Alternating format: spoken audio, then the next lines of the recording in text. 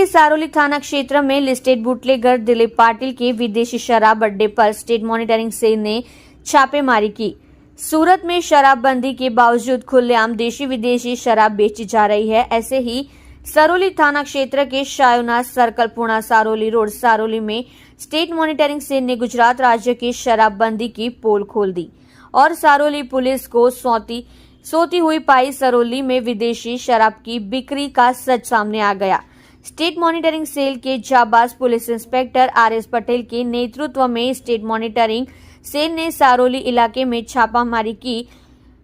438 बोतल विदेशी शराब के साथ 71,000 रुपये नगद, 2,40,000 कीमत की 6 बाइक और 1,20,000 रुपये के 10 मोबाइल फोन बरामद किए। अन्य सामान में फ्रीज, कोल्ड ड्रिंक, पानी की बोतलें, पंखा सहित 20,000 रुपये कीमत का भारी मात्रा में सामान जब्त कर कुल 5,12,000 रुपये का मालमत्ता जब्त किया है, जिसमें स्टेट मॉनिटरिंग सेल द्वारा छापेमारी की जगह से आरोपी सुनील भट्टू क्षीरसागर, पिंटू अशोक संगताली, योगेश भाई, भगवान भाई जीवानी, संजय भाई, कालू भाई पोकड़, धीरू भाई, रावजी भाई वेकरिया, श्रवण रामलाल चौहान,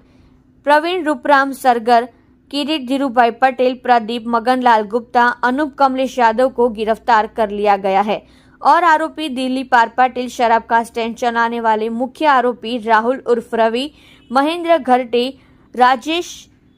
कैलाश पाटिल, शराब की मात्रा देखे जाने वाले आरोपी रवि कुमार, गोपाल लाल चंदेल, जीतू भाई, भानु भाई जिंदाला को वांछित घोषित किया गया है और स्टेट मॉनिटरिंग सेल द्वारा मामला दर्ज किया गया है और सभी गिरफ्तार आरोपियों को सरोली पुलिस स्टेशन को सौंप दिया गया है और कानूनी कार्रवाई की गई है।